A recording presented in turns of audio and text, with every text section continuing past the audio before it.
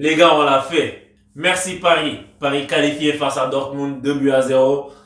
J'ai dû laisser passer un petit moment pour faire cette vidéo parce que j'étais vraiment ému. Et ça peut surprendre, tu sais, parce que c'est un huitième de finale, c'est pas, on n'a pas gagné la Ligue des Champions.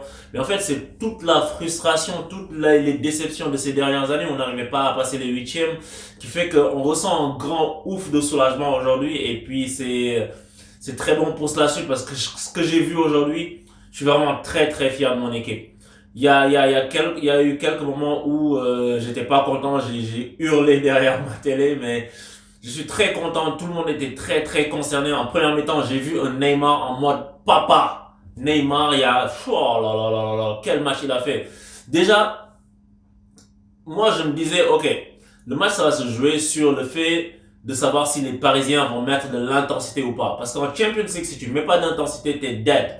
Et souvent, tu as besoin de ton public pour t'aider à mettre ça. Mais là, en fait, même sans l'apport du public, et bravo aux mecs qui étaient dehors, qui ont hurlé, qui ont crié, qui ont essayé de faire du bruit, de n'importe quelle manière possible.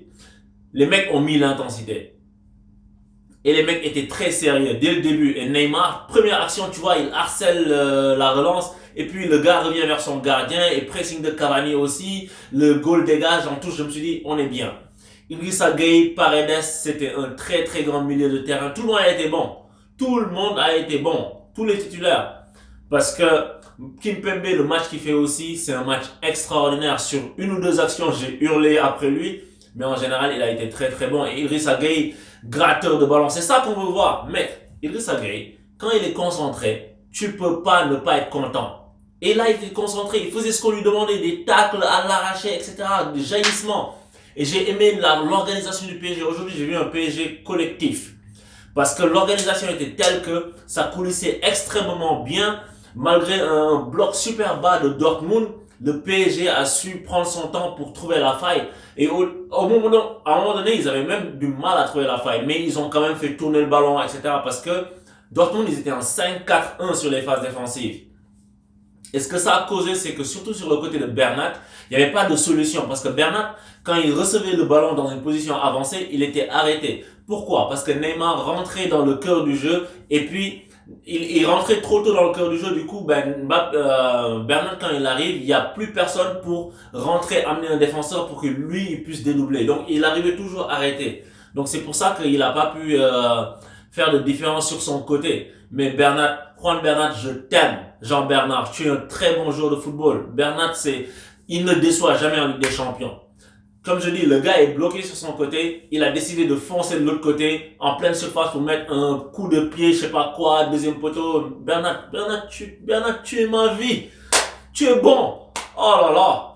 Neymar, premier but, coup de tête, il sent bien l'action, un centre de Di Maria, le gars vient au deuxième poteau, balle lobée. Franchement, et alors qu'on avait du mal à trouver la faille, parce que si tu regardes bien, on n'a pas eu de situation où on se retrouve face au gardien. Cavani en a eu, mais Cavani, comme c'est un foigneur, comme disent les mecs, tu sais, il l'a raté. Même si le goal la sort, Cavani, mets-la au fond. Mets-la au fond. Délivre-nous, Cavani. Mais après, c'est venu après, parce que Dortmund, comme j'ai dit, ils étaient vraiment très resserrés. Il n'y avait pas d'espace entre les lignes. Parce que Neymar, il essayait de se mettre entre les lignes, de s'intercaler, mais tout de suite, il avait le milieu de terrain adverse comme ça. Il était pris entre les deux. Entre entre le premier rideau défensif et le deuxième rideau défensif. Parce que Dortmund, quand Paris avait le ballon et que tu avais le premier rideau, à part le Haaland là, le premier rideau qui suit juste derrière au milieu de terrain, Neymar il essayait de se mettre derrière ce rideau là, mais tu avais un mec de ce rideau là qui revenait vers lui et puis tu avais un autre de l'autre rideau qui avançait vers lui. Et du coup, en fait, il n'avait pas beaucoup d'espace pour s'exprimer. Même si, je l'ai dit en avant-match en plus, quand tu joues en 10 dans le football moderne, tu vas avoir beaucoup de pression parce que le pressing maintenant est beaucoup plus intense. Le pressing, c'est pas comme dans les années 90 ou fin années 80 où le pressing était plus lâche, où le rythme était moins élevé. Maintenant, c'est pour ça que les 10 sont tous exilés sur les côtés. J'en avais déjà parlé. Mais Neymar, ben dans la configuration, moi je suis content que Tuchel ait fait comme ça. Cette fois-ci, il a mis les joueurs où il faut. Marquinhos, très bon match. Tu sais, genre, carrière match sérieux.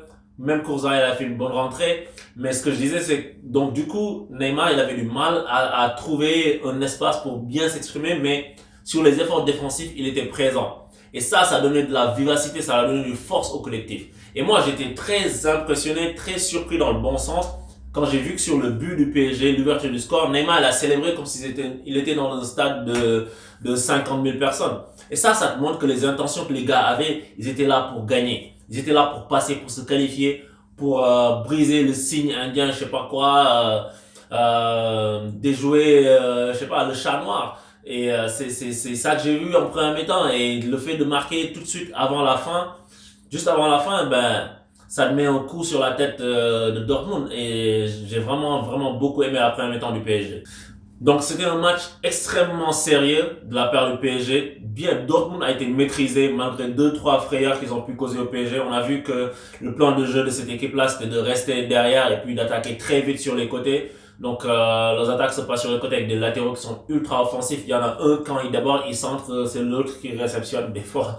Donc ils étaient très hauts. Après en début de deuxième mi-temps, en tout début, Dortmund a mis la grosse pression sur Paris. Et ça a duré peut-être un 7 minutes, quelque chose comme ça. C'était vraiment une mauvaise passe. Donc le PSG a dû laisser passer un peu l'orage, mais c'était le petit orage, le grand orage est venu après. Entre ça et vers la 70e, Paris a contenu Dortmund, je trouve. Paris a joué les coups qu'il fallait. Paris a été assez haut sur le terrain. Et à chaque fois, tu voyais que Paredes et Gay aller au marquage pour faire remonter tout le bloc. Et ça suivait derrière. Et quand ça suit comme ça, ton bloc équipe, il se déplace. Et non seulement ton bloc équipe se déplace, tu es plus proche les uns des autres entre les lignes et tu peux couvrir les espaces plus facilement. Tu peux compenser plus quand quelqu'un sort par exemple de sa ligne pour aller presser. Toi, tu es moins loin pour ensuite venir colmater si le gars se fait dépasser. Donc c'est ça que j'ai vu. Mais à la 70e, aïe. Tu vois, entre la 70 et la 80e minute, j'ai eu très chaud. Parce que, et ça coïncide avec l'entrée de Mbappé 10 minutes plus tôt. Mbappé, c'est le seul qui n'a pas été au niveau où j'ai aimé aujourd'hui. Parce que Mbappé, je sais pas si c'est à cause de son angine ou c'est à cause du fait que Mbappé, il fait pas les efforts défensifs. Et ça se voyait. Parce que tout le monde les faisait sauf lui. Alors que lui, il était frais. Il se réservait peut-être pour attaquer, mais donc je le condamne pas complètement parce que je sais pas si c'était à cause du fait qu'il était malade, il voulait se conserver pour attaquer, mais il fallait faire les efforts défensifs.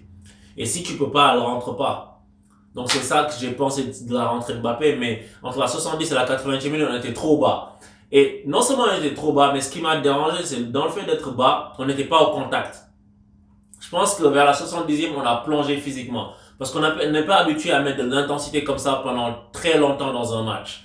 Et ça, là, ils l'ont fait, bravo à eux. Mais ça s'est vu parce que Dortmund a commencé à avoir beaucoup de situations, a commencé à s'approcher du but beaucoup plus souvent, a commencé à faire beaucoup plus de centres parce que les joueurs n'étaient pas au contact. Même si tu recules et que tu es devant ta, et que tu es pas loin de ta surface, que tu as un bloc bas, mais il faut que tu sois agressif sur le porteur du ballon. C'est ce que fait l'Atlético. J'ai pas encore vu Atlético Liverpool parce que je vais le regarder. Mais c'est ce que fait l'Atlético en général.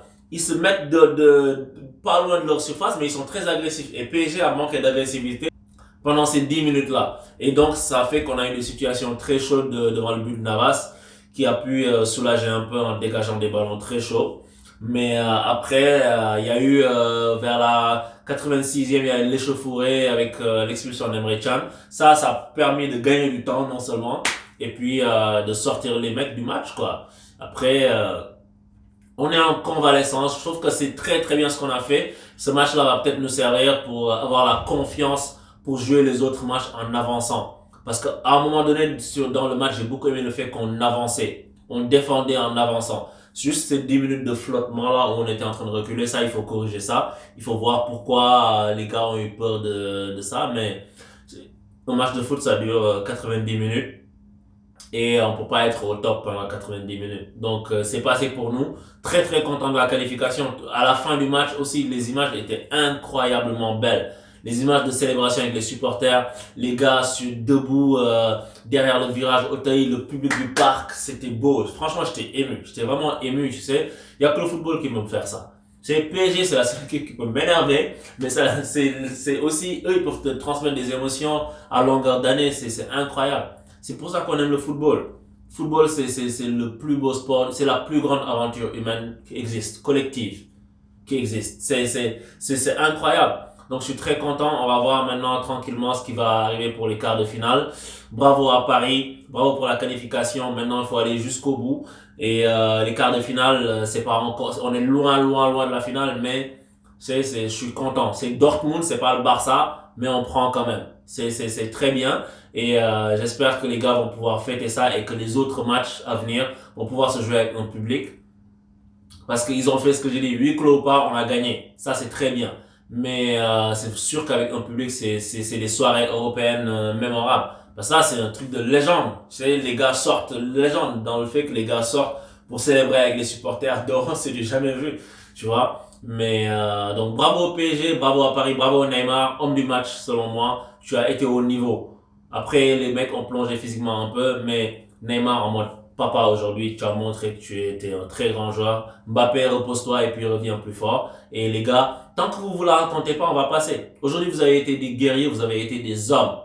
Tu vois, et c'est tout ce qu'on veut voir. C'est tout ce qu'on veut voir, les mecs. Donc, 11 pour tous. Paris Saint-Germain qualifié. Je vous dis à bientôt pour de nouvelles analyses. Abonnez-vous, cliquez sur l'icône, activez la cloche. Je vous dis à bientôt. Allez, Paris!